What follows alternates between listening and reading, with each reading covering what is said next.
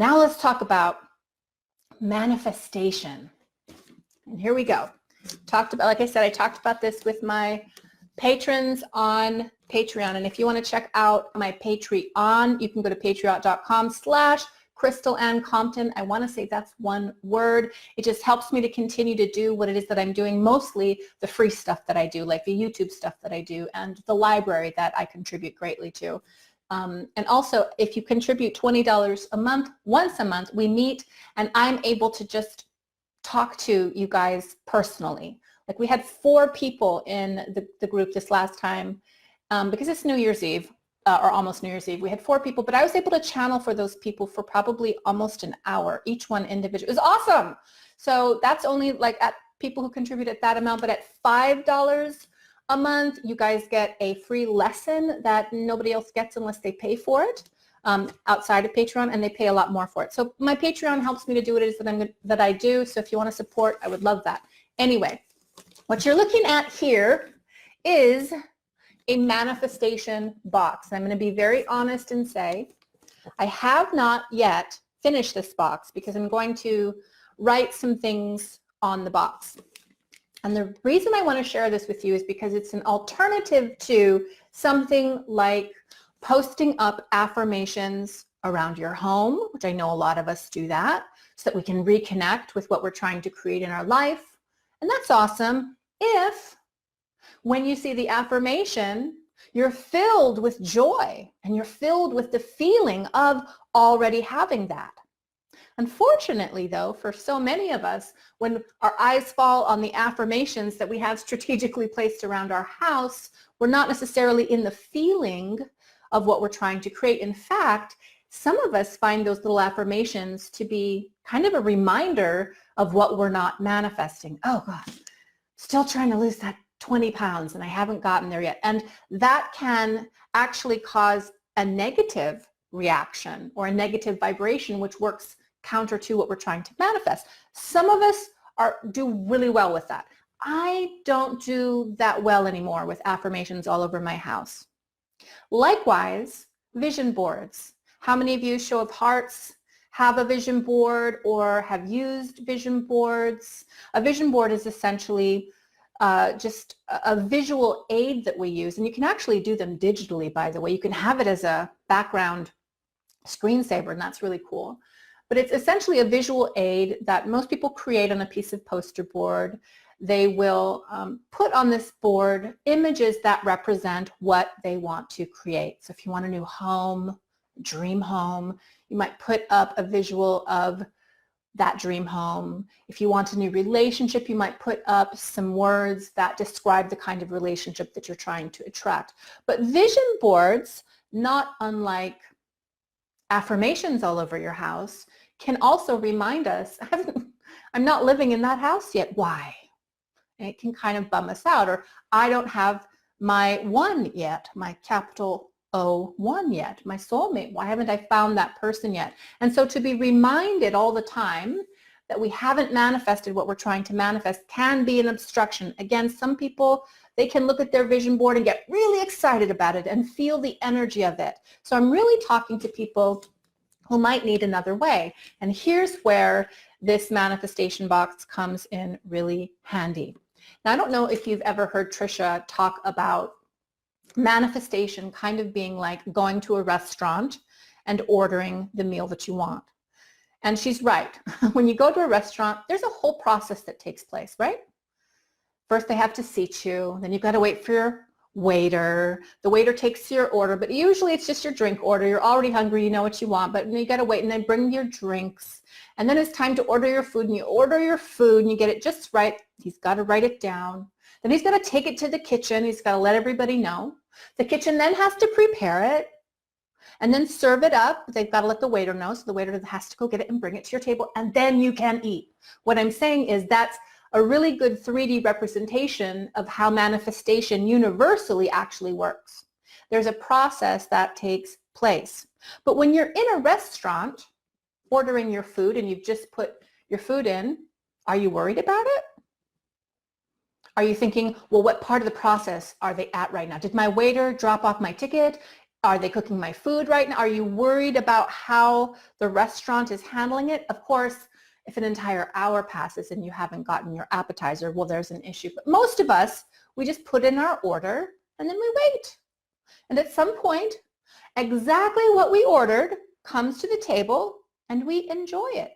And it's the same with manifestation. In fact, Neville Goddard, who I love, if you don't know who Neville Goddard is, somebody please type in the comment section the name Neville Goddard. You need to know. And you need to start at probably Feeling is the Secret, which is the book that I love so very much. It just teaches you the fundamentals of manifestation. But he also has a book called Order, Then Wait. And that's what we do. And with the manifestation box, that's sort of the philosophy that we're working with. We're just going to put orders into the box. We're going to trust, and we're going to be in the energy of understanding that the universe will provide exactly what we need. And the universe will return to us what we are requesting in the form that blesses us or most enriches us. This is what the box represents. So this isn't super fancy, obviously. But when I was wrapping it, and I happen to be a terrible wrapper of boxes. Oh, you should see the presents under the tree. They're terrible. I don't have patience for it. So I actually took time with this one. Look at how messy. Nonetheless, I was in a meditative state when I made this. My intention was right there at the fore. I was thinking about what this box represents to me. It represents the universe. It represents all that is possible for me to manifest. It is the micro of the macro of the universe. And so I was meditative, I was intentional, I was also very grateful. As I was wrapping this box, and then we had to cut a little hole into it as well, where we're going to put in our orders, I was thinking about all the things that I am so very grateful for and how blessed I am already. Gratitude, as I say so often, is such a high vibration energy, and when we stay in the energy of it, if you can think of something right now for which you are so grateful, maybe a person, maybe you were able to sell your house, maybe you got that job, maybe somebody forgave you. If you can think about that and let that energy grow in your body, that is such a high vibration transmission that the universe then receives and then sends to you more conditions, people, and experiences for which you can be grateful. So I was in gratitude when I was making this box, and I was also thinking about all of the requests, my restaurant orders that I would be making now, but also in the future throughout 2019, which leads me to the next step. Once you have your box and it's wrapped in the kind of paper that you want, I'm a simple person, obviously, and maybe you've put some affirmations or some quotes or something on the box just to remind you of how powerful this little magical box is. What you want to do is write down your order, what it is you are requesting. Again, new relationship, more money, financial independence. Maybe you want to get out of debt. Now, I would recommend when requesting something to be manifested that you don't phrase the request in the negative, meaning I do not want to be in debt. That's phrased in the negative. Instead, frame it in the affirmative. I am financially free. And you notice I don't say I want to be financially free or I'm going to be financially free, because wanting to and going to puts distance between that which you are wanting and that which you are manifesting. Instead, we have to follow Neville's direction. Neville says, occupy the energy of the end. That means occupy the energy of already having that which you're asking for. Be in the energy of that and phrase it in the energy of that. So if what you want is a new car, you say, I have my new car. If what you want is a new love relationship, you say, I have my soulmate. Or you can say, I love having met my soulmate, something like that, that really infuses it with the energy of your desire. And as you're writing it out, use that as an opportunity to deepen your meditation and to deepen your connection to what you are asking for. And then when you're ready, just fold it up and slip it into this box. So this is the only opening to the box, and there's a reason for that. At the end of the first month, I'm not going to go through all of my requests and see what I got. Did I get any of this? No. As soon as the order goes into the manifestation box, I forget about it. I'm not looking at it strategically placed around my house. I'm not looking at a vision board. I'm forgetting about it, because often what we do is we'll put in our universal order, we'll give it to the waiter takes it back, and then we think, wait a minute, I might want to change what I asked for. Waiter, can you come back? And you say, you know, I want that ranch on the side. And as spiritual people will often say, well, maybe I didn't want to manifest a person exactly like this. Maybe I need to tweak that a little and manifest these traits in this person. And so we call back the blessing that we set in motion. We call the waiter back, and now our meal is delayed. Our manifestation is delayed. But when we put it in the box and we don't see what it is, and we're just confident that once it's there, the universe responds, we can walk away from it and not have to think about it ever again. Now, for me, at the end of 2019, I may open this box and just look through all of the things that I asked for throughout the year.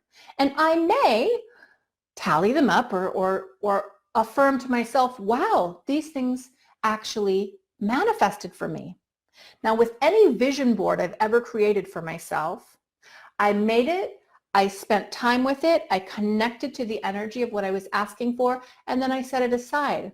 Year after year after year, I placed them in a special place on an altar. And recently, I was going through my various vision boards, like the one I had maybe 7 years ago, and I looked at it, and almost everything I had asked for on that vision board, I received. Was I checking it every other week? No. I ordered, and then I waited. And eventually it came, because we can trust the universe that way, you see. The universe understands how manifestation works.